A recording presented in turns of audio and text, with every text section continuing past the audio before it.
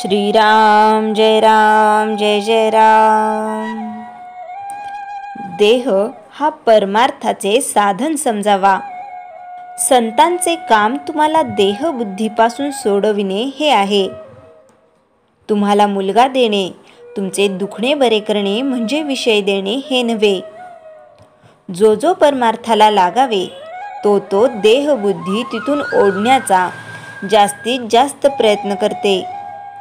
विद्येची बुद्धी ही देहबुद्धीला धरून आहे, ती मारून आपण शुद्ध केली पाहिजे। याकरिता भगवंताच्या स्मरणासारखा दुसरा उपाय नाही। कुत्रा हा आपल्याला रात्रीच्या पहाऱ्यासाठी उपयोगी पडतो, पण तो कितीही चांगला आणि उपयोगी असला तरी आपण त्याला पाण्यात जेवायला घेऊन बसत नाही।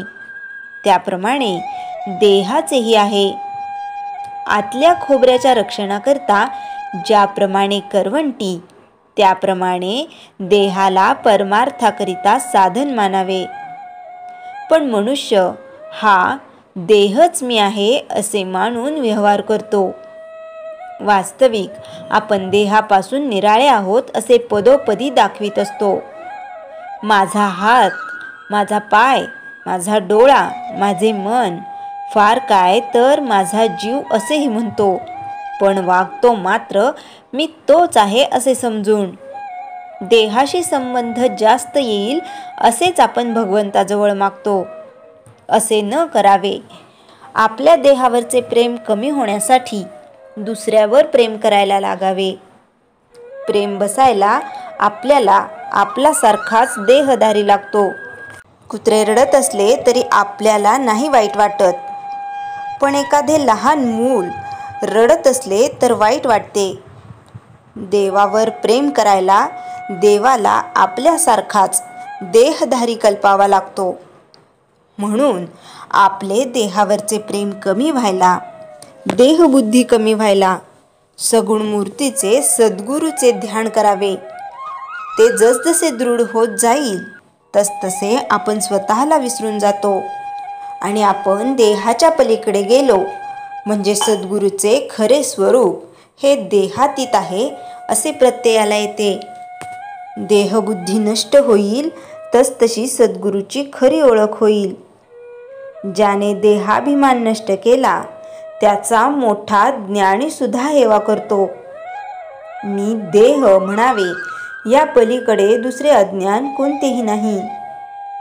मी भगवंताचा असून देहाचा म्हणणे यासारखे दुसरे खोटे नाही।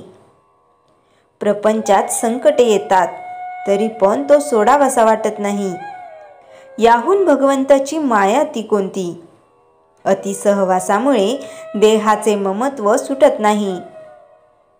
परमात्म्याचा सहवास उदाहरणार्थ देवाला जाण्याचा व जप करण्याचा नेम केला म्हणजे देहाचे ममत्व थोडे कमी होते।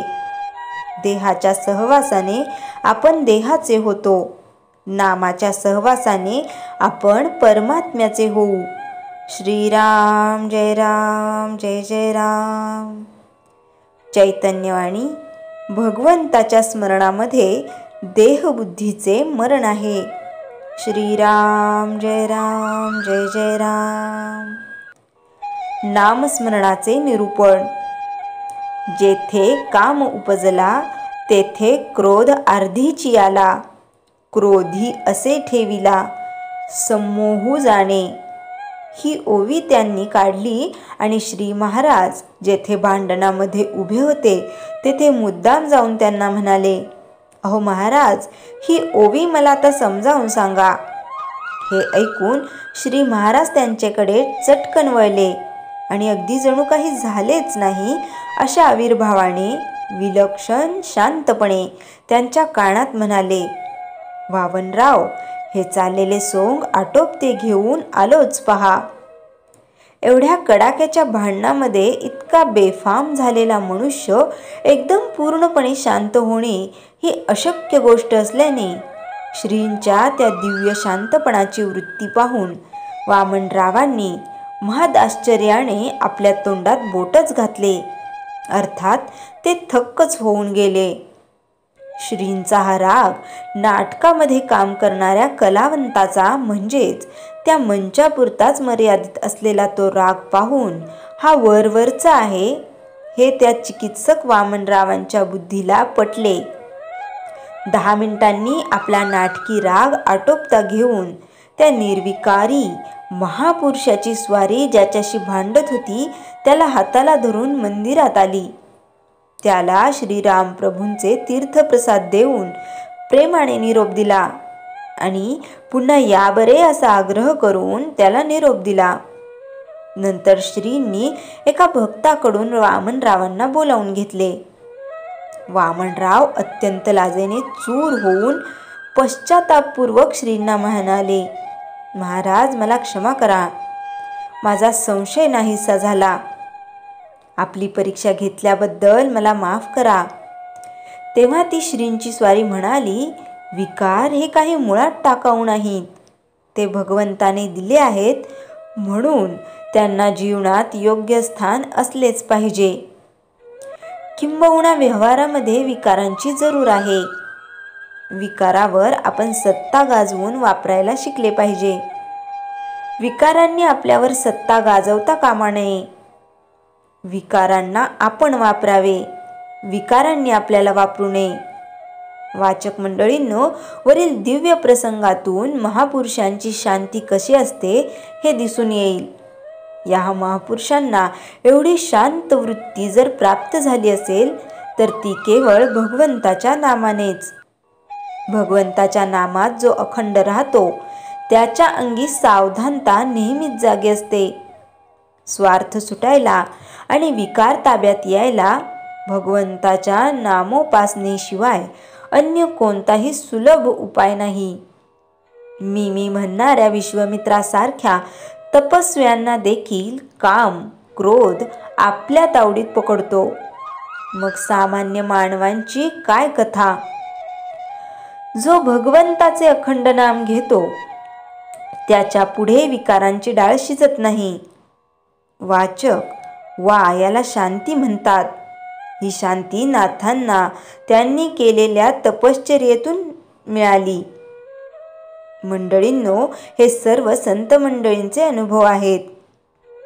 ज्या साधकाला या संत मंडळींसारखे समाधान हवे असेल त्या संतांनी सांगितलेल्या नामाच्या उपासनेचा आधार घ्यावा आणि शाश्वत सुखाचा आनंद मिळवावा.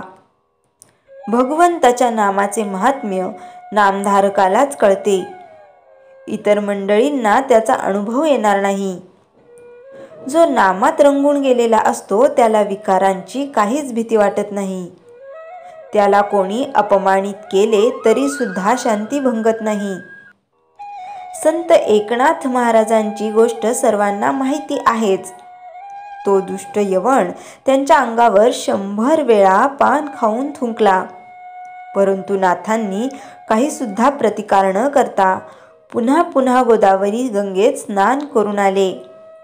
उलट जेव्हा तो यवन पश्चातापपूर्वक नाथांना शरण आला असता नाथ त्याला शांतपणे म्हणतात, अरे, तुझ्या या कृत्यामुळे मला आज गंगेची 100 वेळा स्नाने झाली.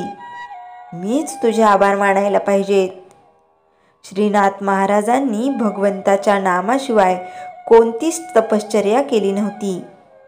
कलियुगामध्ये जे जे महान संत झाले त्या सर्वांनी भगवंताच्या नामाचाच महिमा गायलेला आहे. श्रीराम जय राम, जय जय राम. जयाच्या जनी जन्म नामार्थ झाला, जयाने सदा वास नामात केला. जयाच्या मुखी सर्वदा नाम कीर्ती, नमस्कार तया ब्रह्मचैतन्य मूर्ती. श्रीराम जय राम, जय जय राम. जानकी जीवन स्मरण, जय जय राम.